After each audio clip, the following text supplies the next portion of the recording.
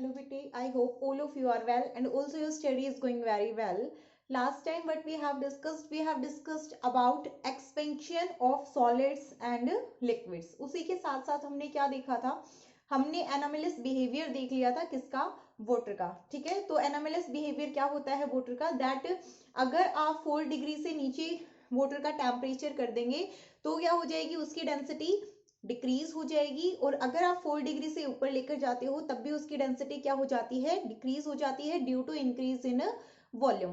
अब हम देखना चाहते हैं effect of temperature on density of solids and liquids. ठीक है, effect of temperature on density of solids and liquids. Solids और लिक्विड्स की डेंसिटी पर जो इफेक्ट होगा हम उसको देखना चाहते हैं. Then let us consider we have a volume v and या फिर we have a substance of mass m having volume v. Now we increase the temperature by delta t and the volume of the same mass increased to v dash. So what was original volume? Original volume was v, mass was m. Now we increase the temperature to delta t, so new volume becomes, new mass remains same and new volume becomes v dash. So according as we know that the coefficient of volume expansion, क्या होता है coefficient of volume expansion, वो होता है change in volume, that is v minus v dash over original volume into change in temperature. Now if we want to find out the new volume, then what it will come from here, it will come lambda v delta t और यहां से क्या आ जाएगा v dash बराबर v plus gamma, sorry lambda नहीं gamma, v delta t. यहां से अगर आप करना चाहेंगे तो v को क्या ले लेंगे, कॉमन ले लेंगे और ये क्या बचेगा gamma delta t. It will be our new volume. Now as we know that जो इनिशियल डेंसिटी होगी वो क्या आएगी, rho is equal to m by v और फाइनल डेंसिटी क्या आ जाएगी, rho dash is equal to m by v dash. It will be your final density. तो यहां से क्या हो जाएगा, हम क्या रखना चाहते हैं, v डैश और v की जगह रो डैश लेकर आना चाहते हैं. तो v डैश की जगह आप क्या रख सकते हैं, v डैश की जगह पर आप रख सकते हैं m बाय रो. ठीक है, यहां पर हम रख देंगे m बाय रो डैश और v की जगह रख देंगे m बाय रो. ये क्या हो जाएगा आपके पास 1 प्लस गामा डेल्टा t. ठीक है, m से m दोनों साइड कैंसिल हो गया और क्रॉस मल्टीप्लाई अगर करना चाहें तो क्या बन जाएगा, rho is equal to rho dash 1 plus gamma delta t. ठीक है, अब रो डैश को अगर मैं एक साइड रखना चाहूं तो रो डैश क्या बनेगा, rho dash will be rho over 1 plus gamma delta t. अब ये अपॉन में है, ऊपर लेकर जाएंगे तो पावर क्या हो जाएगी minus and it will B 1 plus gamma delta t की power minus 1. Here expanding binomially, अगर आप इसको binomially expand कर देते हैं, expanding binomially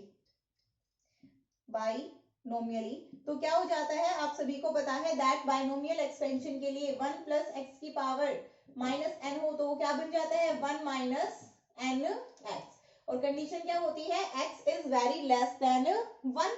तो यहाँ से जो गामा है वो भी बहुत छोटा होता है और हमने स्मॉल चेंज किया है टेम्परेचर में, सो ये बहुत ही कम हो जाएगा इन कंपैरिजन टू 1. तो ये क्या आ जाएगा आपके पास, rho into 1 minus gamma delta t. ठीक है, अब देखो कैसे फैक्टर से मल्टीप्लाई हो रहा है, एक से छोटे फैक्टर से मल्टीप्लाई हो रहा है गामा का, तो रो डैश क्या आ जाएगा, rho dash will be less than rho. तो इसका मतलब क्या है, डेंसिटी क्या होगी, डिक्रीज होगी on increasing the temperature. Same will be the case for liquids and same will be the case for solid. तो हम यहाँ से कंक्लूजन क्या निकाल सकते हैं, that density of the liquids and solids will decrease on heating the solids and liquids. और ये किस वजह से होता है, ये किस वजह से होगा भाई, सीधा सिंपल हमें पता ही है, वॉल्यूम सिर्फ और सिर्फ क्या हो रहा है, वॉल्यूम इंक्रीज हो रहा है, मास सेम है और वॉल्यूम की डेंसिटी किस तरह से प्रोपोर्शनल होती है, इनवर्सली प्रोपोर्शनल होती है. इट मींस वॉल्यूम बढ़ेगा तो डेंसिटी क्या होगी, डिक्रीज होगी. तो यहाँ से आपका फर्स्ट टॉपिक हो गया है effect of temperature on density of solids and liquids. ठीक है, अब नेक्स्ट देखो भाई, नेक्स्ट क्या है आपके पास, नेक्स्ट है एक्सपेंशन ऑफ गैसेस। कि गैसेस का एक्सपेंशन क्या होगा, किस तरह से होता है। तो हमने देख लिया सॉलिड और लिक्विड्स का एक्सपेंशन तो हमने देख लिया। अब हम देखना चाहते हैं कि गैसेस का एक्सपेंशन किस तरह से होता है और टेम्परेचर का क्या इफेक्ट पड़ता है गैसेस के ऊपर, गैसेस के वॉल्यूम के ऊपर। तो देखो भाई क्या होगा हमारे पास, हमें पता है for an ideal gas PV is equal to क्या होता है nRT। ठीक है, it is expansion of gases. PV क्या होता है, PV is equal to nRT। Let us see pressure क्या है हमारे पास, कांस्टेंट है। एट प्रेशर या फिर एट कांस्टेंट प्रेशर हम कह देते हैं कि for a small change delta T there is a small change in volume. ठीक है, जैसे ही हमने डेल्टा T स्मॉल छोटा सा चेंज किया टेम्परेचर में, तो हमारी वॉल्यूम में क्या हो गया, डेल्टा V छोटा सा चेंज हो गया। तो यहां से क्या आ जाएगा उसके लिए, T डेल्टा V बराबर NR delta T। It will come here. अब अगर आप यहां से देखना चाहें तो इस वाली इक्वेशन को इस इक्वेशन से डिवाइड कर दीजिए, क्या बन जाएगा, डेल्टा V ओवर V बराबर NR से cancel delta T over T। यहां से आपके पास अगर आप ओनली या ओनली क्या देखना चाहें, या तो सिर्फ और सिर्फ डेल्टा V देख लीजिए या 1/T निकाल लीजिए। 1/T आपके पास क्या आ जाएगा, आपको निकालना है volume coefficient, coefficient of volume expansion. तो वो कैसे आ जाएगा, इधर रखिए 1/T, डेल्टा T को इधर ले जाइए, तो ये आपके पास क्या बन जाएगा, ध्यान आया कुछ, change in volume upon original volume into change in temperature. ठीक है, तो क्या आ जाएगा आपके पास ये कोफिशिएंट ऑफ वॉल्यूम एक्सपेंशन। इसका मतलब क्या है, यहां से देखो आपके पास क्या आ गया, कोफिशिएंट ऑफ वॉल्यूम एक्सपेंशन किसके इनवर्सली प्रोपोर्शनल आ रहा है, टेम्परेचर के इनवर्सली प्रोपोर्शनल आ रहा है। दैट मींस अगर टेम्परेचर बढ़ाएंगे तो जो कोफिशिएंट ऑफ वॉल्यूम एक्सपेंशन है वो क्या होगा, डिक्रीज होगा।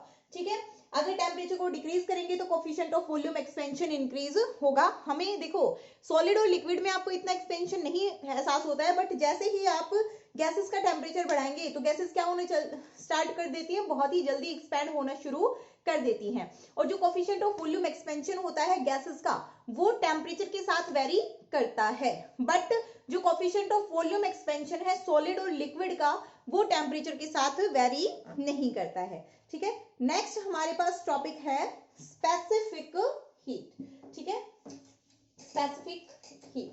अब देखो भाई हमारे पास हम किसी भी सब्सटेंस को क्या कर रहे हैं, हीट अप दे रहे हैं, हीट अप कर रहे हैं। तो हमें उसको हीट करने के लिए हमने मान लिया कि हम उसको हीट करना चाहते हैं, तो हमें क्या करना पड़ेगा, उसका टेम्परेचर इंक्रीज करना पड़ेगा। ठीक है, अब जो टेम्परेचर इंक्रीज करना है हमें क्या देखना पड़ता है, उस सब्सटेंस का नेचर देखना पड़ता है। ठीक है, हमने क्या देखा कि कोई एक सब्सटेंस है हमारे पास, वो तो क्या हुआ, थोड़ी सी हीट देने पर ही हीट अप हो गया। दूसरा देखा तो थोड़ी सी हीट देने पर ही उसका हीट अप नहीं हुआ, हमें उसके लिए एक्स्ट्रा हीट उसको देनी पड़ी। तो हमने क्या देखा कि एक जो ये एक्सपेरिमेंटली ऑब्जर्व्ड चीज है कि अगर आपको किसी भी दो चीजें हैं, दोनों का टेम्परेचर सेम चीज से या फिर सेम डिग्री से रेज करना है, तो ऐसा हुआ कि किसी सब्सटेंस के लिए अलग अमाउंट ऑफ हीट देनी पड़ रही है, दूसरे के लिए अलग अमाउंट ऑफ, तीसरे के लिए अलग अमाउंट ऑफ हीट देनी पड़ रही है।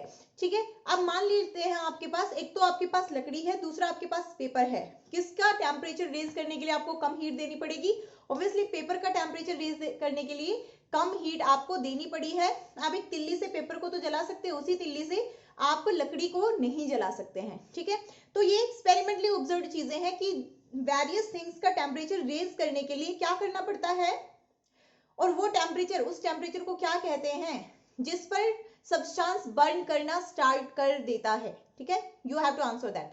अब देखो भाई आपको क्या करना है, हमने क्या किया, हमने क्या ऑब्जर्व किया, हमने ये ऑब्जर्व किया कि वेरियस सब्सटेंसेस जो हैं हमारे पास, उनको हीट अप करने के लिए हमें डिफरेंट अमाउंट ऑफ हीट देनी पड़ रही थी। ठीक है, अब जो डिफरेंट अमाउंट ऑफ हीट देनी पड़ रही थी, तो वहां से हमने क्या देखा, हमने ये देखा कि जो अमाउंट ऑफ हीट है वो किस चीज पर, स्पेसिफिक हीट। सबसे पहले तो टॉपिक डालिए, topic is specific heat. Topic है हमारे पास specific heat, and experimentally it is observe that we have to give different amount of heat to raise the temperature by same degree of different substances. It shows that the heat which we gives depends on the nature of substance. ठीक है, तो क्या होगा, if we want to raise the temperature of two substances to same degree, then it depends upon the nature of substance। और ये किस पर depend कर रहा था, ये किस पर डिपेंड कर रहा था, मतलब ये हमने कहां से लिया, ये एक्सपेरिमेंटली ऑब्जर्व्ड फैक्ट है। इसका मतलब क्या है कि जो हमें हीट देनी पड़ेगी वो किस चीज पर डिपेंड करेगी, हमने देखा। इसी के साथ में हमने अपना एडिशनल फैक्ट कर दिया कि जो अमाउंट ऑफ हीट ट्रांसफर्ड है, अगर हमारे पास एक मास m का सब्सटेंस है और हम उसका क्या करना चाहते हैं, delta T. Let us consider we have a substance having mass m and we want to raise its temperature by delta T. So we observe that the amount of heat given to the substance, ये delta क्यों, ये यहाँ पर किसके लिए symbol use करेंगे हम, heat के लिए। It directly proportional to mass of the substance. ठीक है, मतलब जितना ज्यादा मास उतनी ज्यादा हीट। सेकेंडली हमने क्या देखा, this amount of heat is directly proportional to delta T. That means जितना ज्यादा हम टेम्परेचर को रेज करना चाहते हैं उतना ही ज्यादा क्या चाहिए होगी, हमें हीट चाहिए होगी। ठीक है, दोनों को अगर आप कंबाइन करेंगे then what will come, m delta t आ जाएगा। और यहां से आपके पास क्या आ जाएगा, डेल्टा क्यू। प्रोपोर्शनैलिटी साइन हटाएंगे तो क्या बन जाएगा, प्रोपोर्शनैलिटी कांस्टेंट के साथ इक्वल टू, तो यहां पर प्रोपोर्शनैलिटी कांस्टेंट आता है s और m delta t, where this s is specific heat. ये क्या है आपके पास, स्पेसिफिक हीट है। ठीक है, स्पेसिफिक हीट मतलब ये तो इतना तो आपको देना ही देना है। अगर हम लोकल अपनी जनरल भाषा में समझना चाहें तो इतना तो आपको देना ही देना पड़ेगा। ठीक है, it is the specific heat. अगर आप इसका रिलेशन निकालना चाहेंगे तो क्या आ जाएगा, delta Q over m delta t। Now you want to write down the definition of specific heat. हम अब ये कहना चाहते हैं कि भाई आखिरकार जो डेफिनेशन होगी स्पेसिफिक हीट की वो क्या होगी। तो क्या होगी स्पेसिफिक हीट की डेफिनेशन, वही अपना पुराने वाला मेथड। m को क्या बना दो 1, डेल्टा t को क्या बना दो 1, तो यहां से s किसके बराबर आ जाएगा, डेल्टा क्यू के।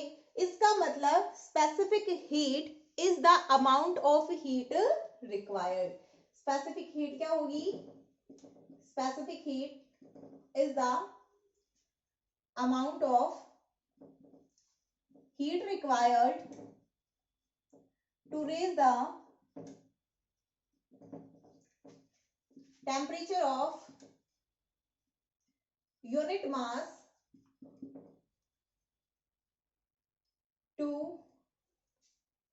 1 degree rise, to raise the temperature to 1 degree या फिर unit degree, to unit degree of unit mass of the substance, unit mass of the substance। तो ये क्या हो जाएगी आपके पास डेफिनेशन ऑफ स्पेसिफिक हीट। ठीक है, अब अगर यूनिट्स की बात कर ले स्पेसिफिक हीट की तो क्या आ जाएगी यहाँ से, डेल्टा क्यू। इसकी यूनिट क्या होती है, कैलोरी, मास की ग्राम, और डेल्टा टी इसके लिए क्या आ जाएगा, डिग्री सेल्सियस। ठीक है, तो यूनिट क्या आ जाएगी आपके पास, calorie gram inverse, calorie gram inverse degree Celsius inverse. अगर आप एसआई सिस्टम, आप कहीं पर यहाँ पर डिग्री सेल्सियस की जगह आपको केल्विन भी मिल सकता है। ठीक है, calorie gram inverse kelvin inverse. Now we know that SI unit of heat is joule. अब हमें पता है कि एसआई यूनिट हीट की क्या है, जूल है। ठीक है, एसआई यूनिट मास की क्या होती है, किलोग्राम, और एसआई मतलब जो एब्सोल्यूट यूनिट होती है टेम्परेचर की वो क्या होती है, केल्विन। तो अगर आपको एसआई सिस्टम में लिखनी है then what will you write, joule पर किलोग्राम पर केल्विन पर डिग्री केल्विन। ठीक है, तो ये आपके पास क्या हो जाएगी एसआई सिस्टम में यूनिट। अब आपको ये जो यूनिट है इसको अगर आपको कैलोरी वाले में चेंज करना हो तो आप कैसे चेंज करेंगे। ठीक है, आपको जूल और कैलोरी में रिलेशन पता होना चाहिए। अब हम बात कर लेते हैं एक बहुत ही फिक्स डाटा की, और वो फिक्स डाटा क्या है, स्पेसिफिक हीट ऑफ वाटर। तो स्पेसिफिक हीट ऑफ वाटर क्या होती है? स्पेसिफिक हीट ऑफ वाटर होती है 1 कैलोरी पर ग्राम पर डिग्री केल्विन। ठीक है, 1 कैलोरी पर ग्राम पर डिग्री केल्विन। तो आप ये फिक्स डाटा है, इसको आपको याद रखना है, 1 कैलोरी पर ग्राम पर डिग्री केल्विन। ठीक है, अब आपसे अगर कोई ये पूछ ले कि जो स्पेसिफिक हीट ऑफ वाटर है इसको आप इस यूनिट में लिखो एसआई सिस्टम में, तो आप क्या लिखेंगे, किस तरह से लिखेंगे? 1 ग्राम में कितने किलोग्राम होते हैं? 1/1000। ठीक है, तो ग्राम इनवर्स में कितने आ जाएंगे? 1000। 1 कैलोरी में कितने जूल? 4.2 जूल, और you can say that 4.180 joule. यहां से ग्राम के लिए 1000, किलोग्राम इनवर्स, केल्विन इनवर्स। तो ये आपके पास क्या बन जाएगा? इसको 4.180 लिख लो तुम। तो ये आपके पास क्या बन जाएगा? 418 जूल किलोग्राम इनवर्स पर केल्विन इनवर्स। ठीक है, या फिर पर केल्विन या फिर केल्विन इनवर्स। तो ये आपके पास क्या होगी? Specific heat of water in SI system. और ये कौन सी थी? जनरल, जो आप बोल देते हैं 1 कैलोरी पर ग्राम पर केल्विन। ठीक है, नेक्स्ट है आपके पास कि सबसे ज्यादा मैक्सिमम किसकी होती है? तो मैक्सिमम होती है हाइड्रोजन की, एंड दैट इज 3.5 कैलोरी पर ग्राम। मतलब अगर आप यूनिट मास लेंगे हाइड्रोजन को तो आपको 3.5 कैलोरी हीट देनी पड़ेगी उसको 1 डिग्री टेम्परेचर तक राइज करने के लिए। आइस की होती है 0.5 कैलोरी और स्टीम की होती है 0.47 कैलोरी। ठीक है, पर ग्राम पर कैलोरी। ठीक है, मिनिमम होती है एक्टिनियम की और वो होती है 0.022 होती है। ठीक है, नेक्स्ट आपके पास आती है मोलर स्पेसिफिक हीट। अब आपने स्पेसिफिक हीट देख ली, नेक्स्ट है हमारे पास मोलर स्पेसिफिक हीट। तो मोलर स्पेसिफिक हीट क्या होगी? स्पेसिफिक हीट क्या होती थी? S is equal to delta Q over M into delta T. It was the specific heat. Molar specific heat क्या होती है? मोलर स्पेसिफिक हीट होती है, स्पेसिफिक हीट में आपने यूनिट मास लिया था, मोलर नाम आ गया, इसका मतलब जो भी आपके पास सब्सटेंस है उसके 1 मोल को गर्म करने के लिए आपको जो हीट देनी पड़ेगी वो क्या हो जाएगी? Molar specific heat. ठीक है, तो यहाँ पर मास है, ये मास ऑफ द सब्सटेंस है। इसको अगर आपको मोल्स की फॉर्म में लिखना हो तो आप कैसे लिखेंगे? Atomic mass of the substance into number of moles. ये तो केमिस्ट्री में पढ़ा होगा कि अगर आपके पास कोई सब्सटेंस है उसका वेट कितना है? m है, उसका मास अगर m है, और अगर आपको इसको मोल्स की फॉर्म में लिखना है तो क्या करते हो? Number of moles into atomic mass, into atomic mass. ठीक है, तो मैंने नंबर ऑफ मोल्स को स्मॉल n से लिखा है, एटॉमिक मास को m से। ठीक है, तो यहां पर अगर आप लिखेंगे और अगर आपको इस तरह से आप इसको लिख देते हैं, इसको यहां पर वैल्यू पुट कर दीजिए, S is equal to delta Q over MM delta T। ठीक है, अब हमें बतानी है ये मोलर स्पेसिफिक हीट, इसको बनाना है।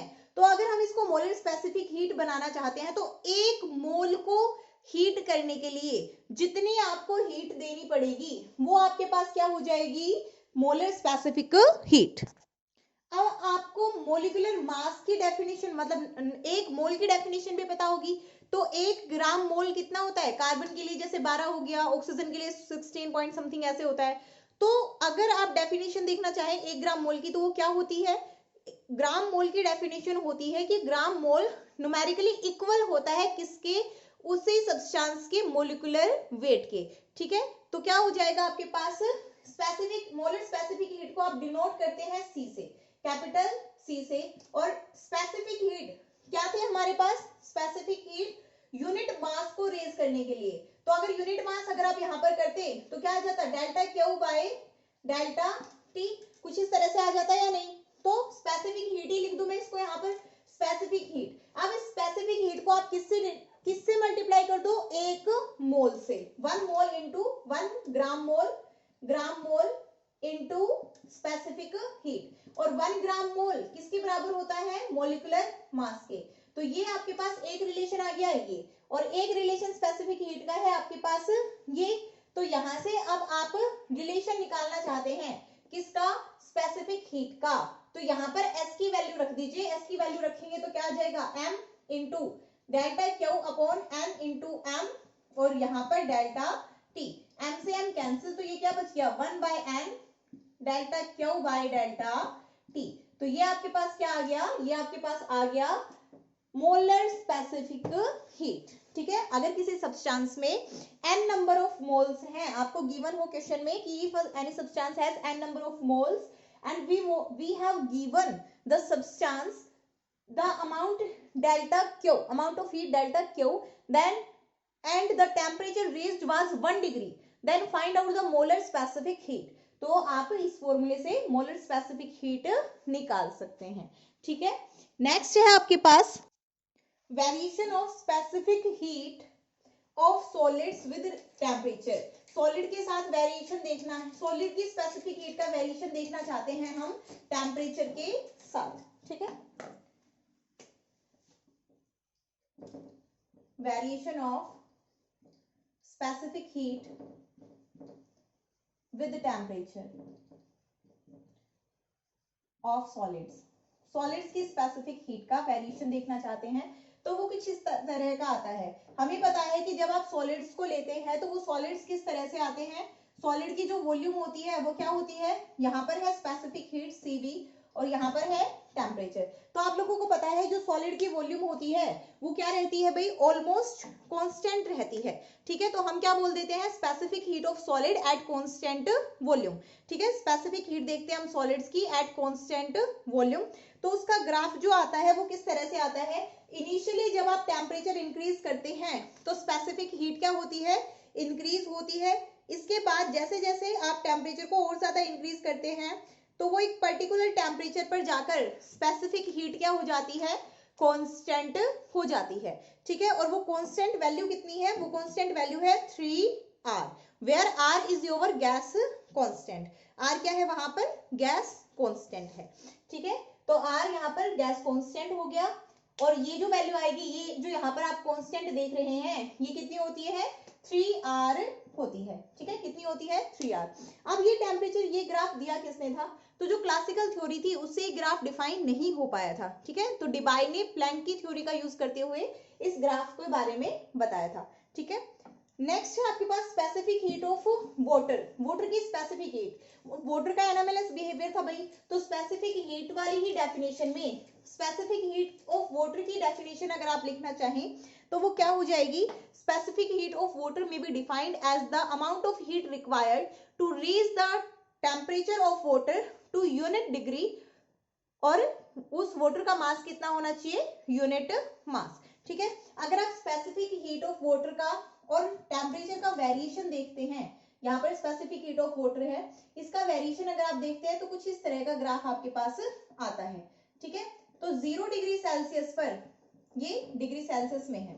ठीक है, और ये किसमें है, calorie gram inverse Celsius inverse. ठीक है, तो यहाँ पर आप देखेंगे कि 30 डिग्री सेल्सियस पर क्या होती है, ये मिनिमम वैल्यू इसकी होती है, और 0 डिग्री सेल्सियस पर 1.008 कैलोरी पर ग्राम पर डिग्री सेल्सियस ये क्या होती है, इसकी मैक्सिमम वैल्यू होती है। उसके बाद जैसे जैसे आप नीचे आते चले जाएंगे तो क्या होगी, ये डिक्रीज होती चली जाएगी स्पेसिफिक हीट, और 30 डिग्री से ऊपर जाएंगे तो धीरे धीरे ये क्या होती चली जाएगी, इंक्रीज होती हुई चली जाएगी। ठीक है, तो it is the specific heat of water.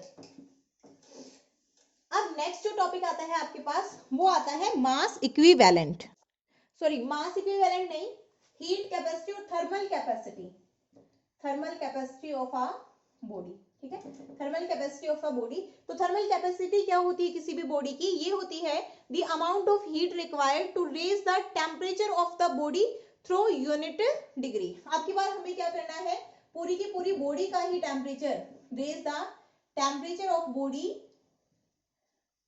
To unit degree. Unit degree से पूरी बॉडी का ही टेम्परेचर रेज कर देना है। तो डेल्टा क्यू क्या होता है, S into M into delta T. यहाँ पर डेल्टा टी की जगह क्या रख दे, 1, तो ये क्या हो जाएगा, S into M.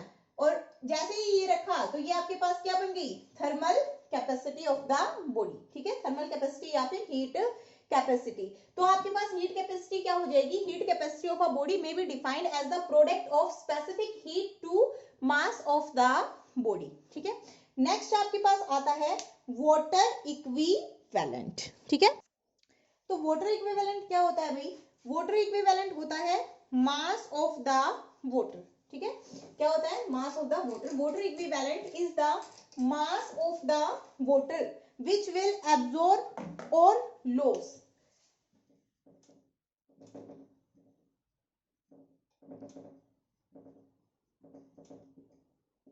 It is the mass of water which will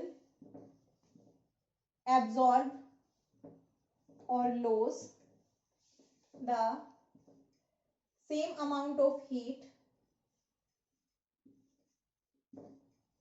as is absorbed or lost by body, absorbed or lost by the body in raising or falling the temperature through same range. Same range से temperature को raise करने के लिए या फिर गिराने के लिए जो बॉडी होगी उसके टेम्परेचर को सेम रेंज से, मतलब आपने कोई एक बॉडी ले ली, उसने मान लेते हैं 100 जूल हीट क्या की, इवॉल्व की, तो हम क्या करेंगे, हमें उस बॉडी का वाटर इक्विवेलेंट निकालना है, तो हम क्या करेंगे, उतना मास लेंगे वाटर का जितना 100 जूल ऑफ हीट को क्या करे, इवॉल्व करें, ठीक है। और हमने कहा कि हमने बॉडी का टेम्परेचर 2 डिग्री से राइज किया था, तो हमें वाटर का टेम्परेचर भी कितने डिग्री से राइज करना है, 2 ही डिग्री से राइज करना है, ठीक है। तो बॉडी के लिए तो क्या हो जाएगी, बॉडी के लिए जो हीट हो जाएगी उसका फॉर्मूला हो जाएगा S into M into delta T, और वाटर के लिए जो फॉर्मूला हो जाएगा वो क्या हो जाएगा, ये बॉडी के लिए हो गया और ये डेल्टा क्या हो, एम फॉर वाटर, वाटर के लिए हो जाएगा, तो हमने क्या ले लिया, weight of the water, M की जगह क्या ले दिया, वेट ऑफ द वाटर, क्योंकि डब्ल्यू से ही कैपिटल जो स्मॉल डब्ल्यू होता है उससे डिनोट करते हैं हम वाटर इक्विवेलेंट को, into specific heat of water कितनी होती है 1 इंटू डेल्टा टी, तो दोनों को कंपेयर करेंगे तो क्या आ जाएगा W, ये तो क्या है बराबर है, दोनों में सेम, देखो डेफिनेशन में लिखा हुआ है सेम अमाउंट ऑफ हीट, ठीक है। तो ये साइड अगर बराबर है तो ये साइड भी बराबर आएगी, ये क्या हो जाएगी S into M, delta T दोनों साइड से कैंसिल आउट। तो जो वाटर इक्विवेलेंट है अगर आप देख रहे हो ध्यान से तो आपको ध्यान होगा कि अभी अभी जो थर्मल कैपेसिटी निकाली उसका फॉर्मूला भी यही था। तो न्यूमेरिकली जो थर्मल कैपेसिटी होती है और वाटर इक्विवेलेंट वो क्या होते हैं, बराबर होते हैं। Numerically it is equal to thermal capacity, numerically तो ये थर्मल कैपेसिटी के बराबर होता है, बट इन रियल इसकी यूनिट्स क्या होती है, वाटर इक्विवेलेंट की यूनिट्स क्या होती है, सिर्फ और सिर्फ ग्राम में या किलोग्राम में, ठीक है, मास की यूनिट होती है। और स्पेसिफिक जो थर्मल कैपेसिटी थी उसकी यूनिट क्या थी हमारे पास, उसकी यूनिट थी स्पेसिफिक हीट की यूनिट कैलोरी पर ग्राम केल्विन इनवर्स, और मास की यूनिट ग्राम, तो उसकी यूनिट थी आपके पास कैलोरी पर डिग्री केल्विन या फिर कैलोरी पर डिग्री सेल्सियस, ठीक है। हियर यू गो, नेक्स्ट है आपके पास change of phase, that is not in your syllabus, you can read that from your book, ठीक है। ट्रिपल पॉइंट के बारे में, सब्लिमेशन लाइन, आइस लाइन और होरफ्रोस्ट लाइन, ये सारी चीजें आप अपनी बुक से पढ़ सकते हैं, केमिस्ट्री में आपके आएगा, वैसे तो कंप्लीट टॉपिक थी तो वहां से भी क्लियर हो जाएगा, यहाँ पर भी इतना ज्यादा नहीं है, बस थोड़ा सा ही है कि एक्सपेंशन हो रहा है और वो ग्राफ किस तरह से आपके पास बन रहा है, ठीक है, कुछ ऐसा ही है, पीटी ग्राफ है, उसी से आप कंप्लीट जो आपके पास फेस होता है उसको क्या करते हैं, डिफाइन करते हैं। तो देखो ग्राफ होता है आपके पास, प्रेशर और टेम्परेचर के बीच में ग्राफ होता है, तो कुछ इस तरह से ग्राफ होता है आपके पास,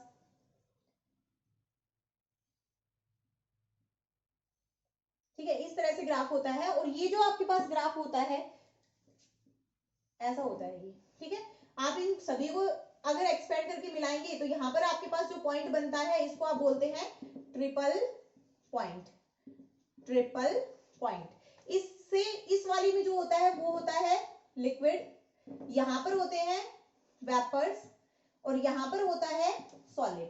तो इस लाइन को आप क्या बोलते हैं, इस लाइन को आप बोलते हैं सब्लिमेशन लाइन, सब्लिमेशन लाइन, ठीक है। इसको आप बोलते हैं वेपोराइजेशन, वेपोराइजेशन लाइन, ठीक है। तो आपके पास ये आपका ग्राफ है, और जो आपके पास ये रह गई इसको आप क्या बोलते हैं, इस लाइन को फ्यूजन लाइन, ठीक है।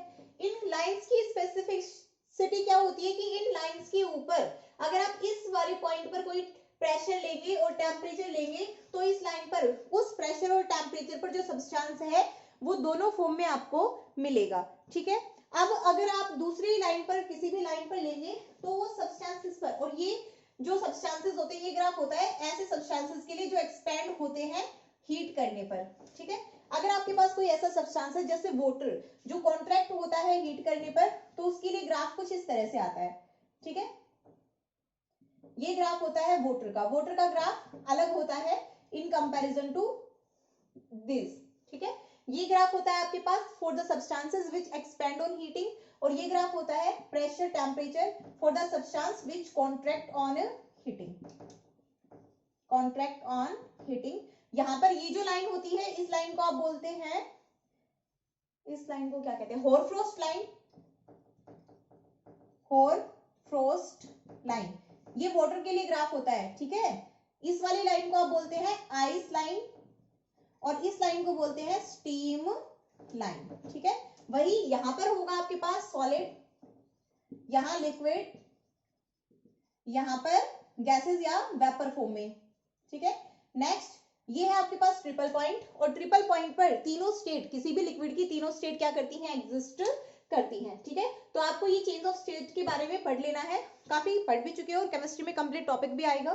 Next we will discuss our next topic.